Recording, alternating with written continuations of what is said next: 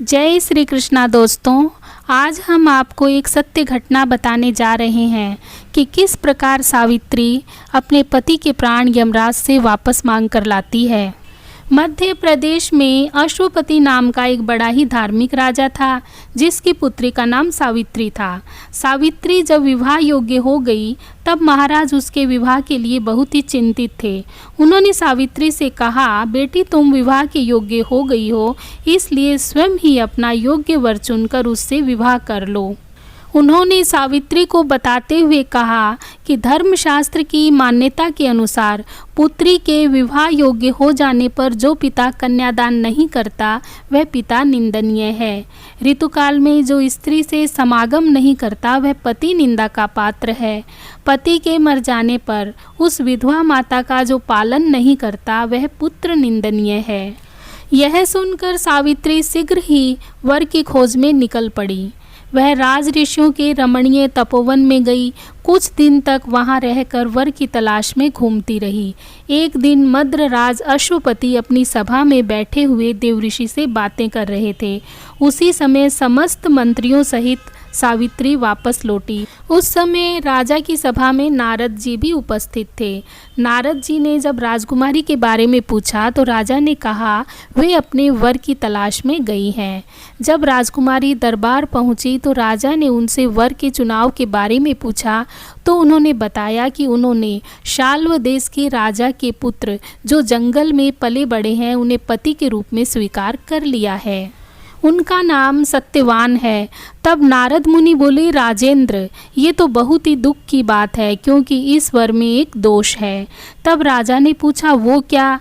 तो उन्होंने कहा जो वर सावित्री ने चुना है उसकी आयु कम है, वह सिर्फ 1 वर्ष के बाद मरने वाला है, उसके बाद वह अपना शरीर त्याग देगा।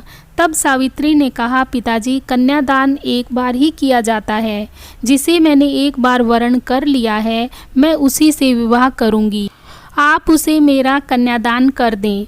उसके बाद सावित्री के द्वारा चुने हुए वर सत्यवान से धूमधाम और पूरे विधि विधान से विवाह करवा दिया गया। सत्यवान और सावित्री के विवाह को बहुत समय बीत गया। जिस दिन सत्यवान की मृत्यु होने वाली थी वह समय करीब आ चुका था। सावित्री एक एक दिन गिनती रहती थी। उसके दिल में नारद जी का वचन सदा ही बना रहता था। जब उसने देखा कि अब चौथे दिन सत्यवान को मरना है तब उसने 3 दिन व्रत धारण किया। जब सत्यवान जंगल में लकड़ी काटने गया तो सावित्री ने उससे कहा कि मैं भी आपके साथ चलूंगी।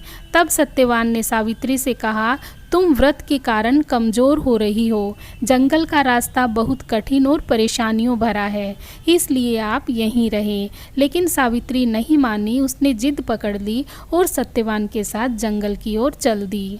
सत्यवान जब लकड़ी काटने लगा तो अचानक उसकी तबीयत बिगड़ने लगी। वह सावित्री से बोला, मैं स्वस्थ महसूस नहीं कर रहा। सावित्री मुझ में बैठने की भी हिम्मत नहीं रही। तब सावित्री ने सत्यवान का सिर अपनी गोद में रख लिया। फिर वह नारद जी की बात को याद करके दिन व समय का विचार करने लगी। इतने में ही उसे वहाँ एक भयानक पुरुष दिखाई दिया जिसके हाथ में पाश था। वे यमराज थे। उन्होंने सावित्री से कहा, तू पतिव्रता स्त्री है, इसलिए मैं तुझसे संभाषण कर लूँगा। सावित्री ने कहा, आप कौन हैं? तब उन्होंने बताया कि मैं यमराज हूँ। इसके बाद यमराज सत्यवान के शरीर से प्राण निकालकर उसे पाश में बांधकर दक्षिण दिशा की ओर चल दिए। सावित्री बोली, मेरे पति देव को जहाँ भी ले जाया जाएगा मैं भी वहाँ जाऊँगी। तब यमराज ने उसे समझाते हुए कहा, मैं उसके प्राण नहीं लौटा सकता, तुम और कोई मन चाहा वर मांग लो। तब सावित्री ने वर के रूप में अपने ससुर की आंखें मांग ली।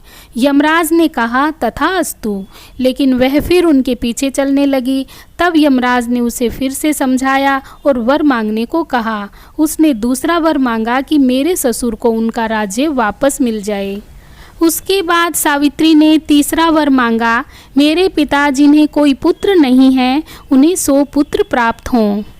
यमराज ने फिर कहा, सावित्री तुम लौट जाओ, चाहो तो मुझसे कोई और वर मांग लो। तब सावित्री ने कहा, मुझे सत्यवान से 100 यशस्वी पुत्र हों। यमराज ने कहा, तथास्तु।